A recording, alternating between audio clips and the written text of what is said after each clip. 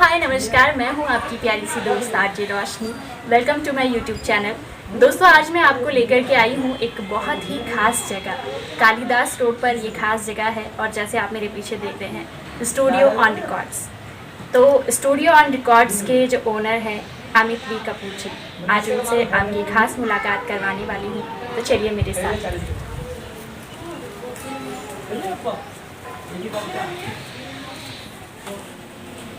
Sir, welcome to my YouTube channel.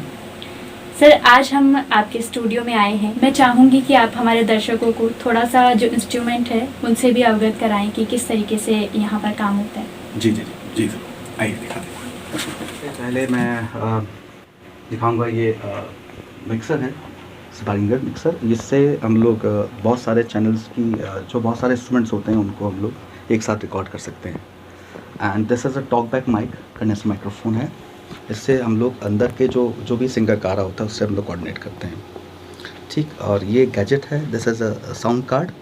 ये analogue signal को digital convert करके recording को कंप्यूटर में रिकॉर्ड कर देता है। एंड ये साउंड मॉनिटर्स हैं इनबिल्ट एम्पलीफायर के साथ। इनकी खास बात यह है कि ये वही सुनाते हैं साउंड जो रिकॉर्ड हुई होती है, एक्चुअल साउंड। इसमें कोई बेस डबल फालतू नहीं होता है। एंड ये हमारे कीबोर्ड्स हैं। नीचे वाला कीबोर्ड है एक्सपीएस 10। इसको मैं यूज़ कर रहा हूँ म्यूज़िक क्रिएट करने में। और ऊपर वाला जो कीबोर्ड आप देख रहे हैं, दिस इज़ रोलैंड GW8। इसको मैं एज ए मिडी यूज़ करता हूँ। मिडी इंस्ट्रूमेंट जो कंप्यूटर के अंदर जो मिडीज़ होती हैं उससे हम यूज़ करते हैं। जैसे लैपटॉप, ये ट्रैकिंग के लिए है। फाइल मिक्स हम उसमें निकालते हैं। आइए अंदर चलते हैं रोशनी जी।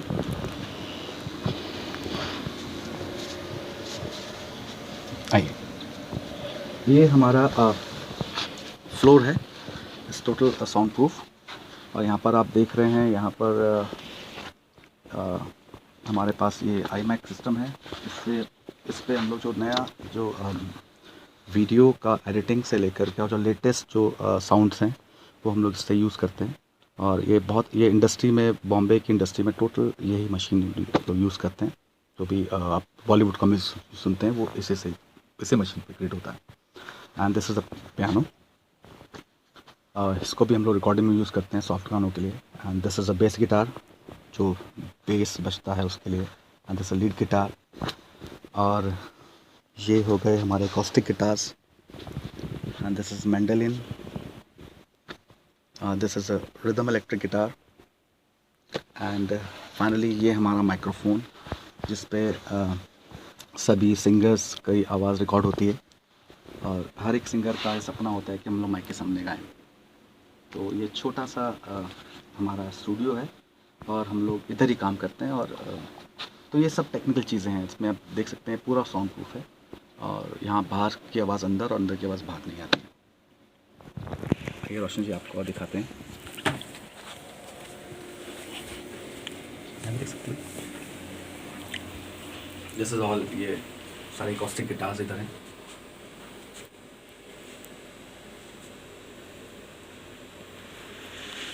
सर, आज हम आपके स्टूडियो में आए हैं आपकी पूरी जर्नी जानने के लिए। कहाँ से आपकी पैदाइश है, आपका फैमिली बैकग्राउंड, आपकी स्टडी। और सबसे पहले तो रोशन जी, मैं आपका स्वागत करता हूँ इस मंदिर स्टूडियो में। आप आइए और आपने यहाँ पर आके चुना स्टूडियो को और मुझे मौका दिया आपके रूबरू आपसे बात करने के लिए और दर्शकों के सामने आने के लिए।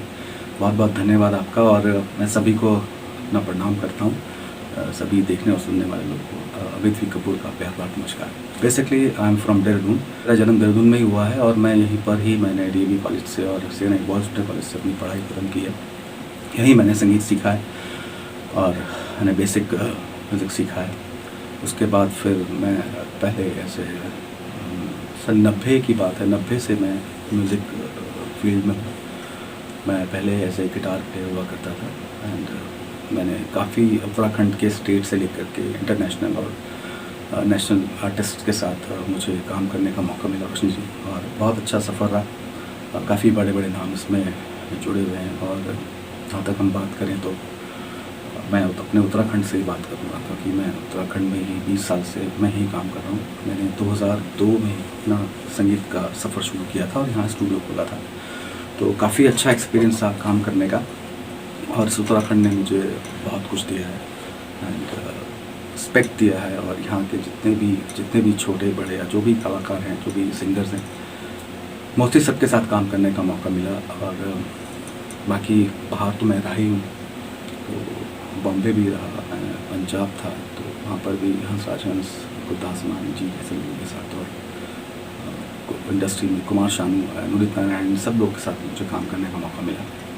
और सफ़र तो अभी तक जारी है और मैं सोच रहा हूँ आगे और क्या बढ़िया कर पाऊँ रोशनी जी। सर, इस फील्ड में आने की प्रेरणा आपको कहाँ से मिली? कैसे आपने सोचा कि आपको म्यूज़िक की दुनिया में आना है या स्टूडियो खोलना है?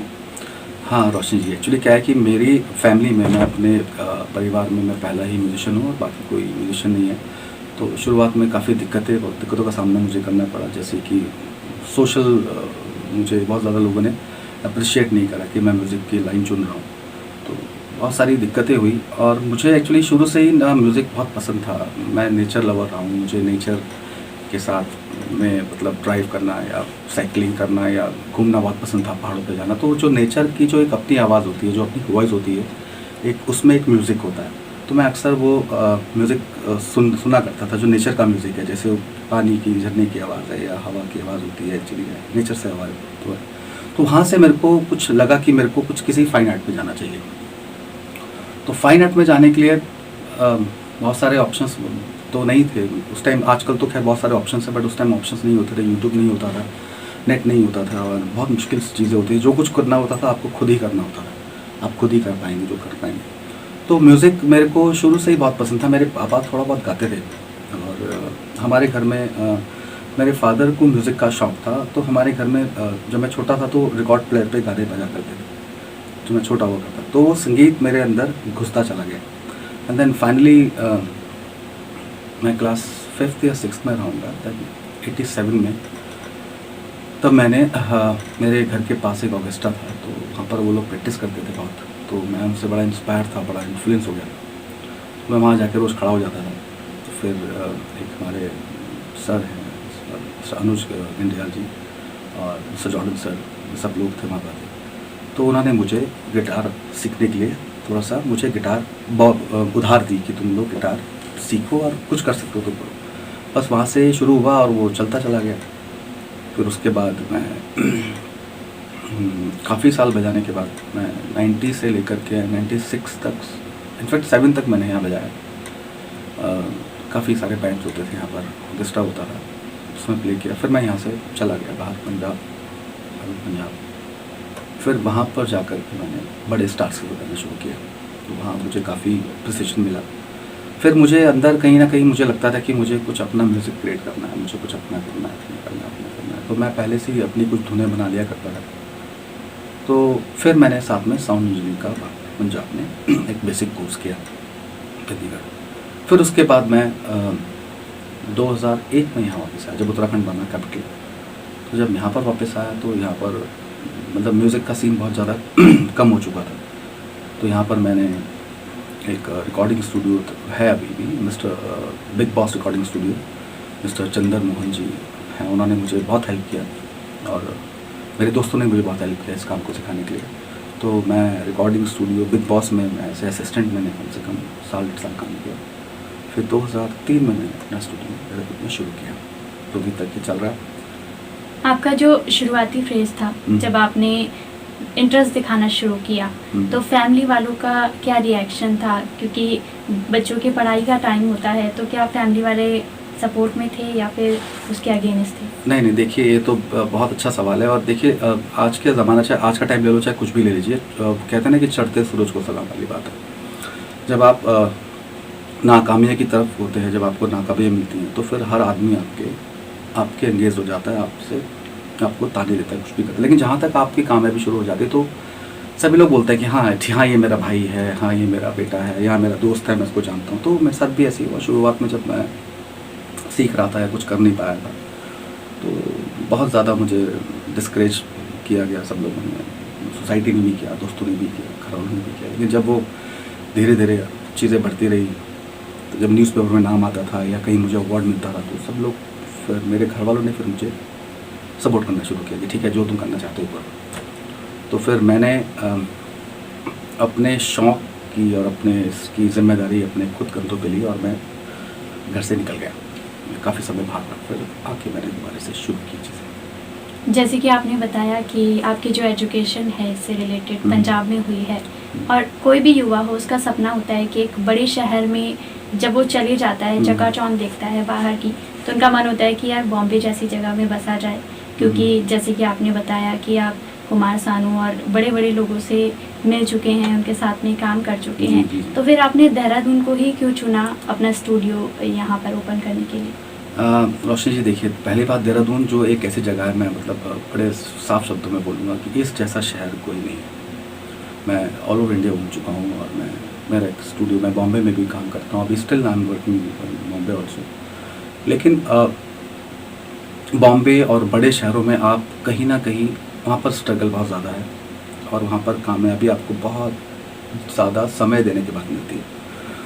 तो वो समय, मैं सोचता हूँ कि वो समय वहाँ का मैंने एक्सपीरियंस लिया बड़े शहरों का और वहाँ काम किया, मैंने वहाँ का काम करने का पैटर्न समझ लिया है, मुझे वहाँ का काम करने का तरीका मालूम। और टचवुड आज यहाँ पर देहरादून में बैठ के भी हम लोग बॉम्बे और दिल्ली का और बड़े शहरों का काम कर रहे हैं, कॉर्पोरेट लेवल का काम कर रहे हैं, बहुत अच्छी बात है। लेकिन ये जो शहर है, अगर हम ही लोग या सीख करके हम ही लोग यहाँ से चले जाएंगे तो यहाँ कौन करेगा? ये भी हमारी एक सामाजिक जिम्मेदारी बनती है कि आप अपने शहर में रह करके अगर आप काम कर रहे हो, आपको अच्छा रिस्पांस मिल रहा है, लोग आपको जानते हैं, लोग आपको पहचानते हैं, तो इससे बड़ी कोई बात नहीं हो सकती। और सबसे बड़ी बात यह है कि देखिए, मतलब एक समझ की बात है, मेरा एक्सपीरियंस अलग है या दूसरों का एक्सपीरियंस अलग है। देखिए, इस लाइन में अगर कोई इंसान आता है तो वो पैसा कमाना है तो सेकेंडरी होता है, पहले वो नाम, शोहरत और इज्जत कमाने के लिए आता है। जब अगर आप अपने शहर में ही, अपने स्टेट में इज्जत नहीं कमा सकते तो बाहर आपके लिए बहुत ज़्यादा मुश्किल होता है। और तीसरी बात यह है कि अपनी सोच को और अपने उसको थोड़ा सा कम फैला के थोड़ा सा कंप्रेस करना पड़ता है कि भाई कुल मिलाकर के आज मेरे को इस उत्तराखंड ने और इस शहर ने इतना कुछ दिया है, मैं स्टेबल हूँ, मेरे पास काम भी है और सब दूसरा आदमी मेरे को जानता है, मुझे इतने अवार्ड्स मिले, मुझे इज़्ज़त मिली है, तो मैं इस शहर को छोड़ कर दूँगा। मैं तो चाहूँगा कि वहाँ से अगर मैं वहाँ के टच में भी रहता हूँ, बाहर के टच में भी रहता हूँ, तो वहाँ से कुछ अच्छी चीज़ें लेकर आऊँ, यहाँ के एक्सपीरियंस लेकर के यहाँ के लोगों के साथ उसको शेयर करूँ और आगे बढ़ूँ। तो ये मेरे को तो बहुत पसंद है देहरादून और अपना स्टेट। मेरे को अगर मौका मिला बाहर जाने का भी तो मैं लौटकर वापस ही यहाँ पर आऊँगा, क्योंकि मैं कई बार गया और 1-2 साल रहा फिर वापस आ गया। ऐसा नहीं है कि आना जाना बंद नहीं होगा, मुझे मौका मिलेगा मैं ज़रूर जाऊँगा, लेकिन वापस मैं फिर ही आऊँगा।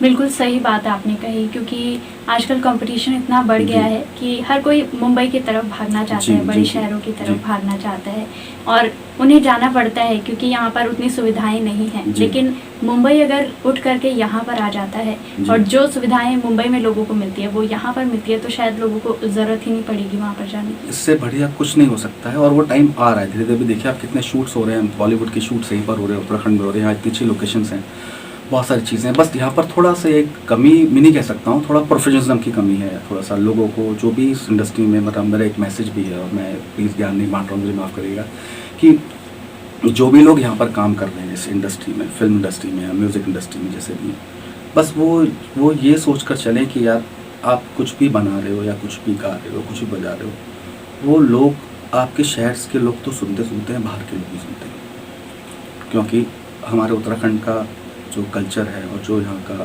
बोली भाषा है और जो यहाँ का पहचान है, यहाँ की जो पहचान है कि भाई उत्तराखंड हम लोग गए थे, हमारा बहुत सम्मान हुआ, वहाँ के लोग बहुत सॉफ्ट स्पोकन हैं, बहुत सीधे हैं और बहुत जैसे जो चीज़ें हैं, और वहाँ का कल्चर बहुत रिच है।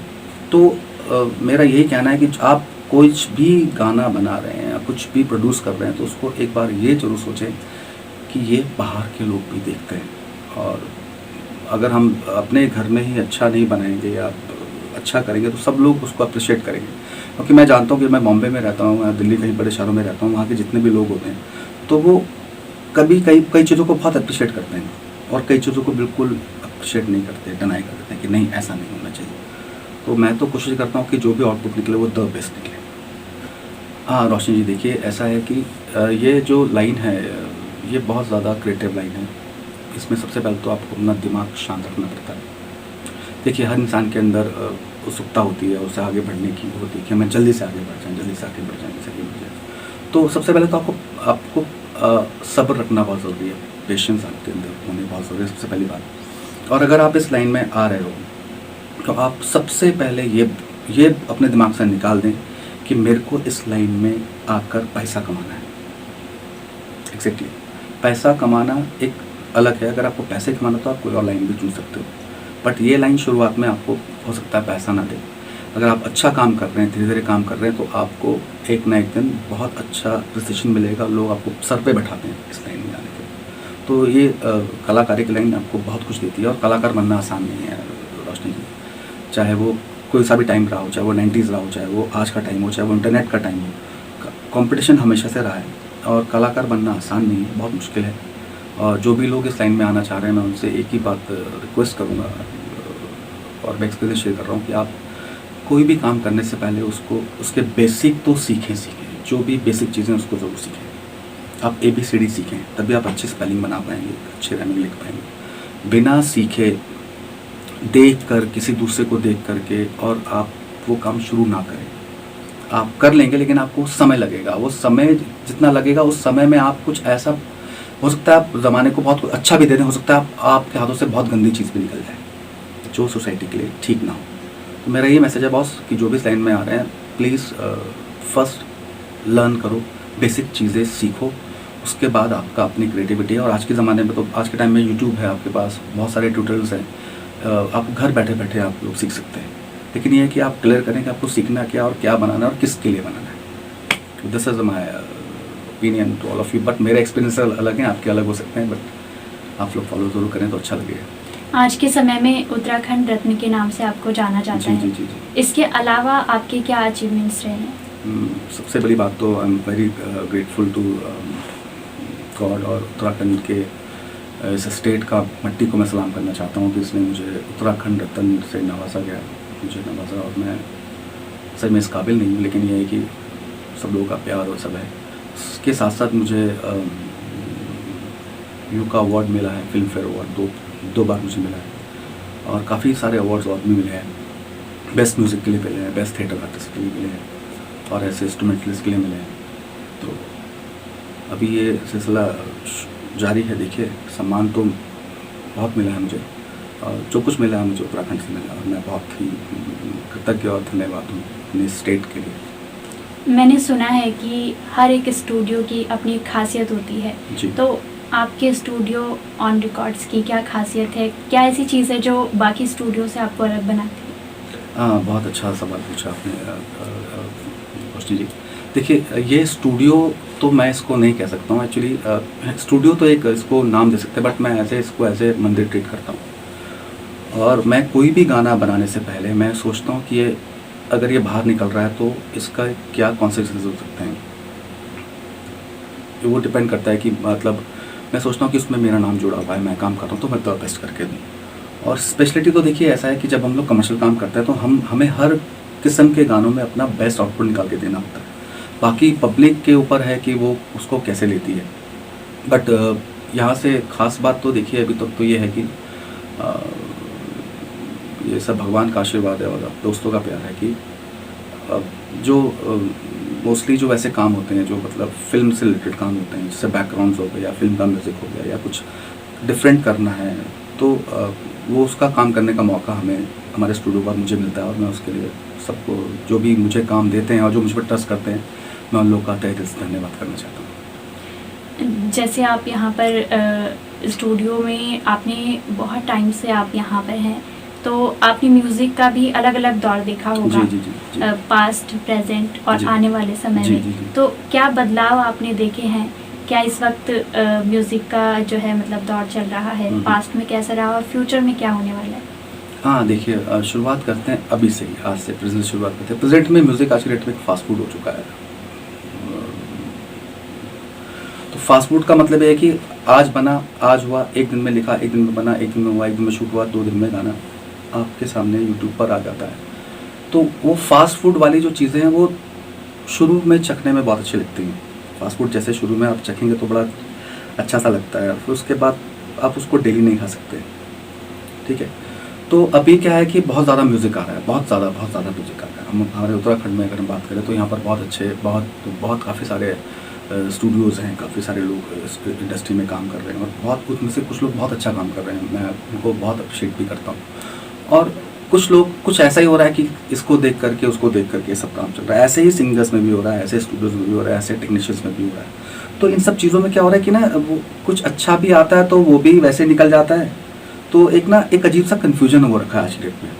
जब एक चीज़ बहुत सारी आने लगती है तो क्या होता है कि क्वालिटी कहीं ना कहीं लैग कर जाती है।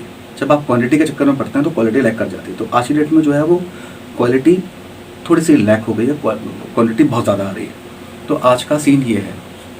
और जहाँ तक मैं पहले की बात करता हूँ तो पहले क्या होता था कि जब मैंने स्टार्ट किया था इस म्यूज़िक को करना 96 में 7 के आसपास, उस वक्त कैसेट का ज़माना होता था। हम लोग और इतने सारे ट्रैक्स नहीं होते थे, सॉफ्टवेयर नहीं होते थे। हम लोग कैसेट या स्कूल पर रिकॉर्ड करते थे तो 1 टेक रिकॉर्ड होता था और सब लोग म्यूजिशियन साथ में बैठ के गाते थे। तो एक कैसेट में 8 गाने होते थे। तो जो भी गाने बनवाता, जो एल्बम निकालते थे अपनी, तो वो सारे गाने अलग अलग जोनर के होते थे।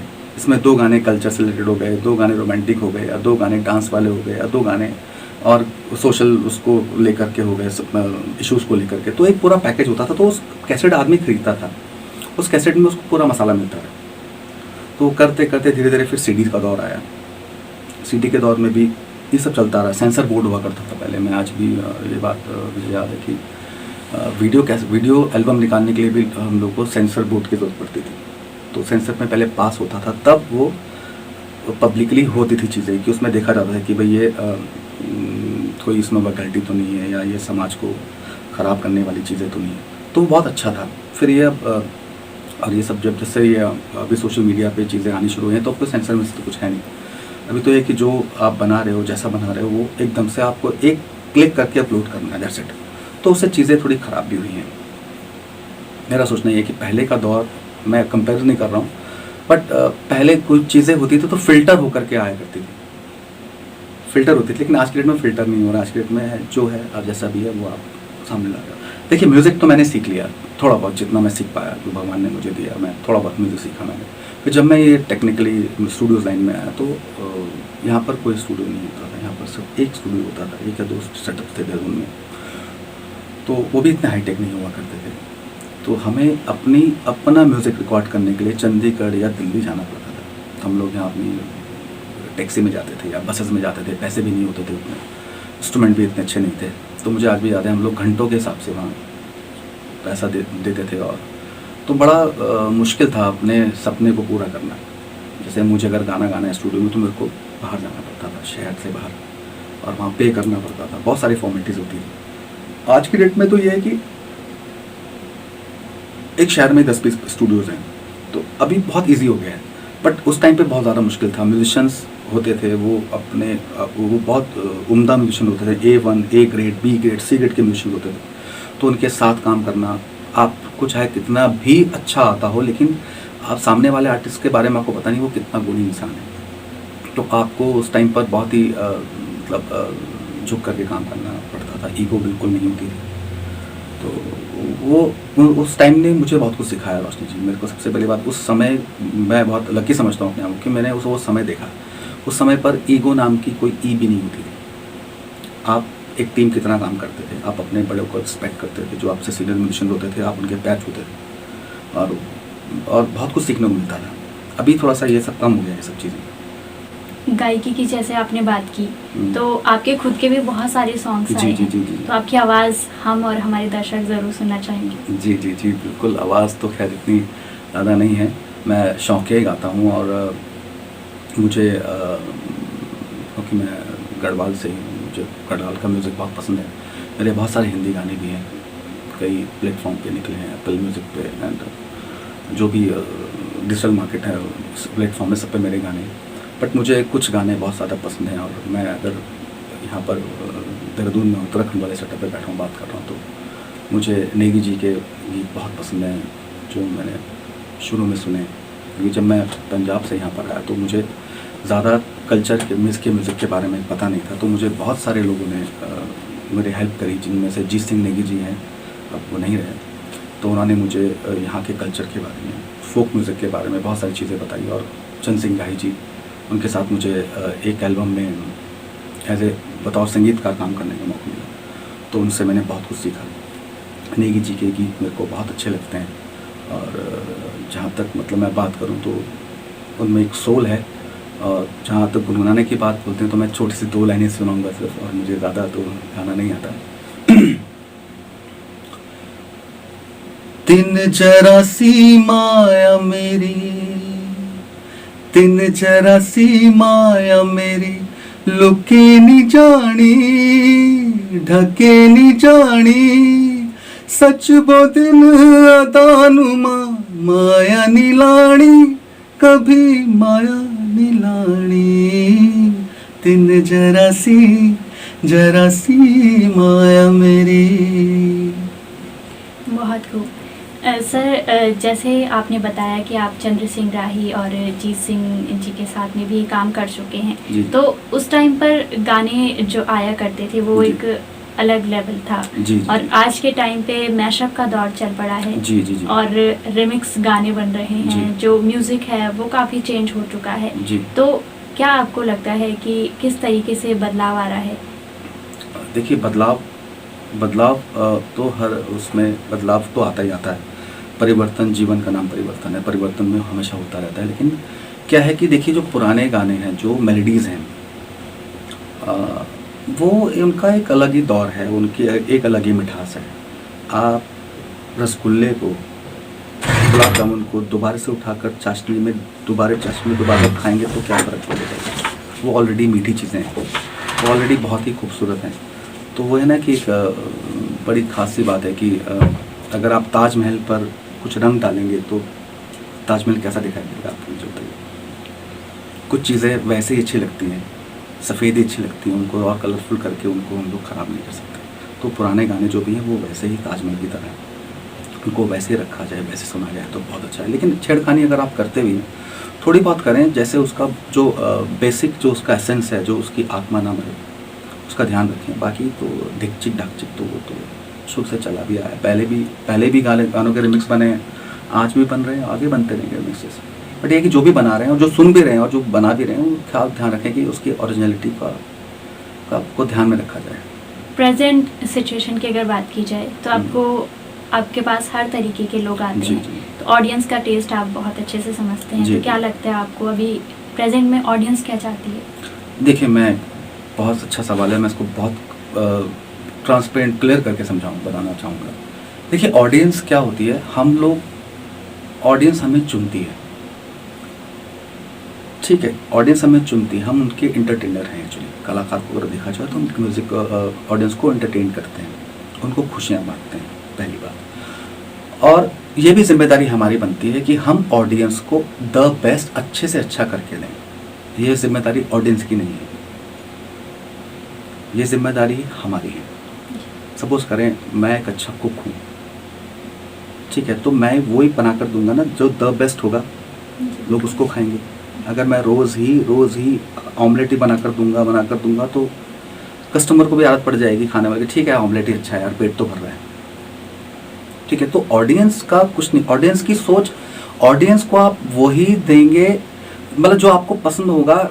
सबसे पहले तो वो अब कहने मतलब ये है कि ऑडियंस तो आपका बनाया हुआ सुनती है ना। ऑडियंस तो ये नहीं बोलती कि आप ये गाना बनाओ हमारे लिए, आप तो ऑडियंस को सुनाते हैं। तो ऑडियंस से पहले वो आपकी जिम्मेदारी है कि आप ऑडियंस को क्या दे रहे हैं। आप ऑडियंस को अच्छा देंगे तो ऑडियंस को अच्छा सुनने की आदत पड़ेगी। आप ऑडियंस को कुछ और तरीके सुनाएंगे तो उसको वो सुनने की आदत पड़ जाएगी, यही होता है। तो देखिए ना, आपने पहले भी देखा होगा, मतलब मैं शेयर कर रहा हूँ कि ये म्यूज़िक में ये दौर आता है। एक 70s के दौर में बड़े अच्छे मीठे गाने आते थे, बहुत अच्छे आते थे। उसके बाद फिर 80s में कुछ और अजीब से गाने आने शुरू हुए, फिर मेलोडी आनी शुरू हुई, फिर अजीब से गाने आने शुरू हुए। तो ये मेलोडी कभी मरेगी नहीं। जो एक आत्मा है म्यूज़िक में, जो सॉफ्टनेस है और जो मेलोडी म्यूज़िक है, वो कभी नहीं मरता, वो हमेशा जिंदा रहता है। आप भजन तो हमेशा सुनती हैं, है ना, तो वही है। तो म्यूज़िक भी एक उसकी तरह है, एक सोल है। भजन कभी नहीं ख़त्म होंगे, उनका रूप बदलता है।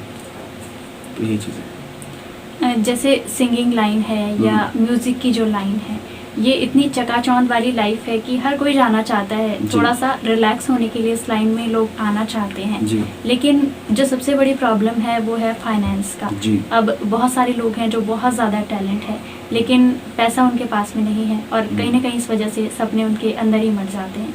तो उनके बारे में आपका क्या ख्याल है? बहुत अच्छा सवाल है रोशनी जी। इसके लिए मैंने अभी कुछ 2-3 दिन पहले ही एक मुहिम छेड़ी है थोड़ी सी, जो मैं अपने स्टूडियो के माध्यम से कोशिश कर रहा हूँ कि जो भी लोग गाने के इच्छुक हैं, जो गाना गाना चाहते हैं, सिंगर्स बनना चाहते हैं, तो उनके लिए मैंने एक वॉइस टेस्ट जिसे बोलते हैं, अपनी आवाज़ का परीक्षण या अपनी आवाज़ को वो जांच लें कैसा है, उसके लिए मैंने स्टूडियो में निःशुल्क विदाउट एनी कॉस्ट एक वो लगाया कि कोई भी आकर के जो गाना गाना चाहता है वो सबसे पहले आके अपनी आवाज़ स्टूडियो में आके चेक करें, रिकॉर्ड करके चेक करें कि वो अच्छा गा सकते हैं या कौन से गाने उनको गाने चाहिए, किस तरह के गाने गाने चाहिए।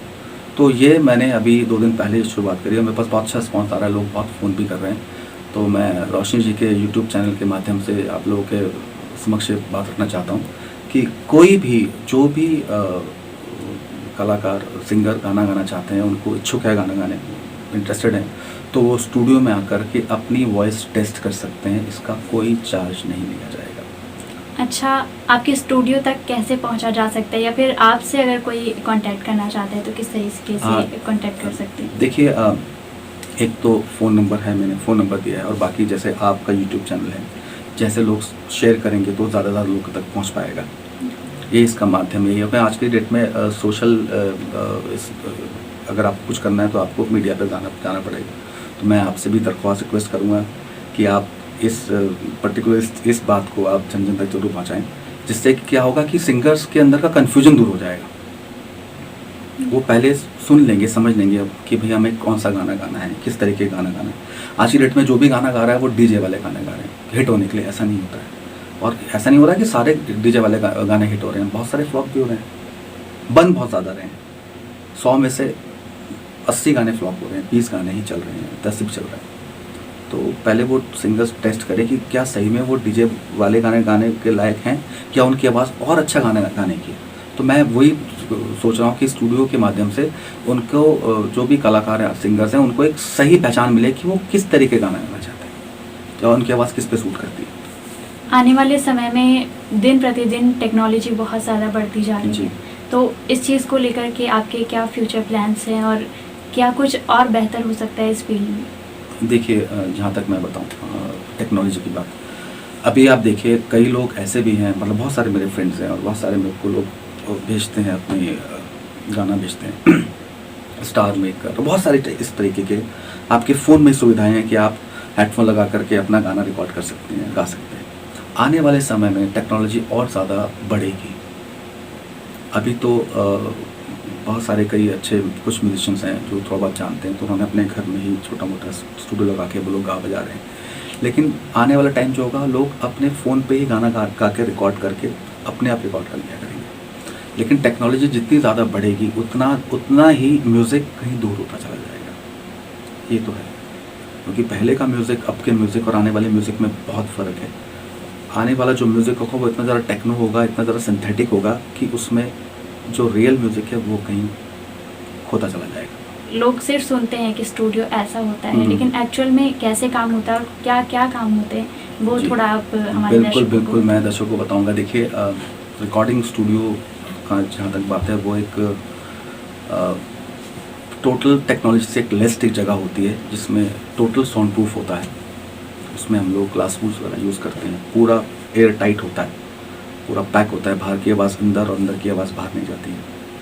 और उसमें हम लोग जैसे बहुत सारी मशीनें हैं, मिक्सर्स हैं, एंड अच्छे गैजेट्स हैं, हाई टेक कंप्यूटर्स हैं, हाई टेक माइक्रोफोन्स हैं।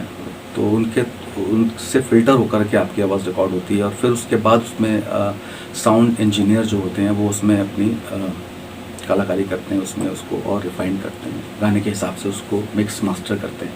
तो एक बहुत बड़ा प्रोसीजर है, बहुत लंबा प्रोसीजर है। This is not a easy task, ये आसान नहीं है। लेकिन क्या होता है कि कुछ मैं क्लियर कर देना चाहता हूँ इस बात को। देखिए, कभी आपने देखा होगा कि कॉम्बो कोई चीज़ आती है, कुछ चीज़ें होती हैं बिगनर्स के लिए, कुछ चीज़ें होती हैं प्रो लेवल के लोगों के लिए, कुछ चीज़ें होती हैं हाई प्रोफेशनल लोगों के लिए। तो जो बेसिक कॉम्बो चीज़ें हैं, आप उन चीज़ों को उन गैजेट्स को कभी भी प्रोफेशनली यूज़ ना करें, उससे आपकी क्वालिटी कभी भी अच्छी नहीं निकलेगी और आप जो भी बनाना चाह रहे हैं, जो भी करना चाह रहे हैं, वो आउटपुट आपको अच्छा नहीं मिलेगा। देखिए, ऐसा नहीं है कि मशीनें काम नहीं करती, मशीनें बहुत काम करती हैं। आज की डेट में हम कुछ भी करें तो मशीन, हर जगह मशीन ही है। और आप एक छोटा मोबाइल ख़रीदते हैं और एक आप एप्पल का माइक्रोफोन ख़रीदते हैं दोनों फ़ोन, बट उनमें ज़मीन आसमान का फ़र्क होता है। तो वैसे ही चीज़ें भी ऐसे ही। तो स्टूडियो में अगर आप सही में अगर आप स्टूडियो में काम करना चाहते हैं, स्टूडियो बनाना चाहते हैं, ऐसे म्यूज़िक प्रोड्यूस करना चाहते हैं, तो उसके लिए you need a good setup. आपको एक अच्छा sound proof acoustic recording studio चाहिए, अच्छे गैजेट्स चाहिए और आपको म्यूज़िक की थॉरो नॉलेज चाहिए।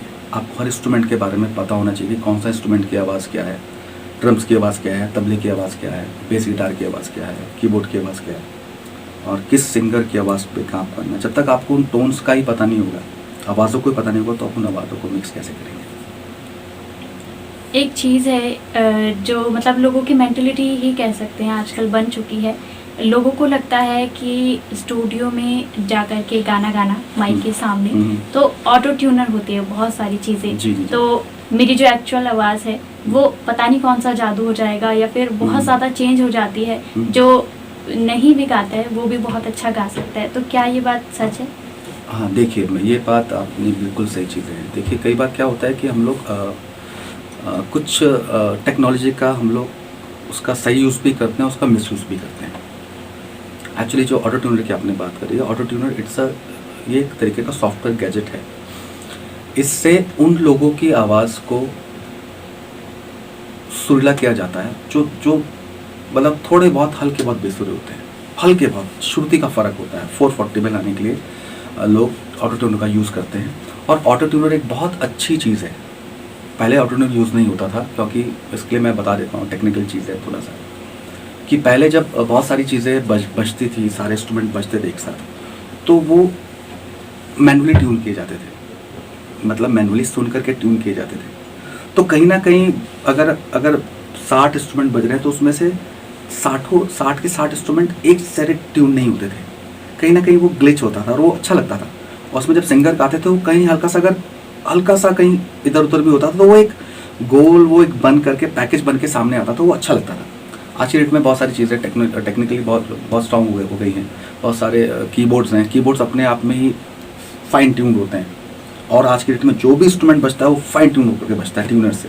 तो जब सिंगर अगर हल्का सा भी कहोगे, देखिए सिंगर क्या है, कोई भी मैं बात करूँ, सिंगर एक ह्यूमन बॉडी है, एक कला है, ठीक है। ह्यूमन बॉडी कभी ठीक भी है, कभी ख़राब भी है, कभी जैसे भी है, वो मशीन तो है नहीं। तो ह्यूमन बॉडी के हिसाब से जब आवाज़ आती है तो वो थोड़ा सा कहीं ना कहीं हल्की सी उसमें श्रुति का फ़र्क होता है, बीच का फ़र्क होता है। तो ऑटो ट्यून उसको सेंटर में लेकर आता है, तब जा कर के उसको ऑटो ट्यून यूज़ करते हैं। और कई ऑटो ट्यून क्या होता है, कई लोग उसको इफेक्ट की तरह यूज़ करते हैं, उसको पूरा खोल देते हैं, आवाज़ ऐसे आती है जैसे बीन में से आवाज़ आ रही होगी, बीन टाइप की आवाज़ आती है। तो वो बहुत ज़्यादा आज की डेट में बहुत ज़्यादा चल रहा है। तो कई लोग जो सही में मतलब बहुत अच्छा नहीं गाते हैं, तो उनकी आवाज़ को अफेक्ट की तरीके से बना करके पेश कर देते हैं, तो वो लोगों को बहुत अच्छा लगा, ऑडियंस ने उसको अप्रिशिएट किया, एक्सेप्ट करा। तो ये सिलसिला पिछले 7-8 साल से चला आ रहा है। तो ठीक है, देखिए कोई भी चीज़ को आप यूज़ करें, एक लिमिट तक करें तो अच्छा लगेगा। लेकिन ऑटो ट्यूनर जो बना था वो इसके लिए नहीं बना था।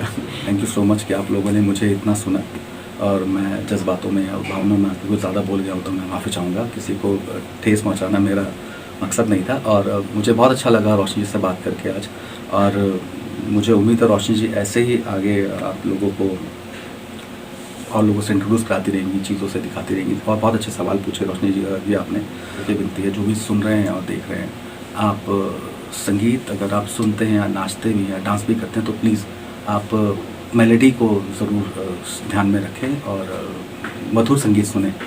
शोर तो कहीं पर भी हो सकता है, बट अगर आप लोगों का सहयोग मिलेगा तभी हम जैसे संगीतकार जो भी इस मुहिम को लेकर के बैठे हुए, तो भी हम लोग सक्सेस हो पाएंगे। And I need your support and blessings. Thank you so much, आप लोगों ने मुझे सुना। Thank you Roshni ji. Awards मुझे मिले हैं, ये मुझे वरिष्ठ अशोक कुमार जी ने दिया है, ये उसके लिए मैराथन के लिए। एंड ये उत्तराखंड रत्न अवार्ड मुझे 2 बार मिला है, 19 और 20 के लिए। And this is a doctor day award. And this all my songs आधे आधी सांस, और ये आई गॉट ऑफ विरासत के लिए मिला है, परफॉर्म विरासत। एंड ये कुमार शानू जी के साथ एक संगीत में एक गाना डायरेक्शन में किया था, उदित जी के साथ एक गाना किया एज ए म्यूजिक डायरेक्टर। और ये हर पल BMG स्केल से निकली हैं कैसेट्स। बहुत सारे अचीवमेंट्स हैं, आई एम वेरी लकी।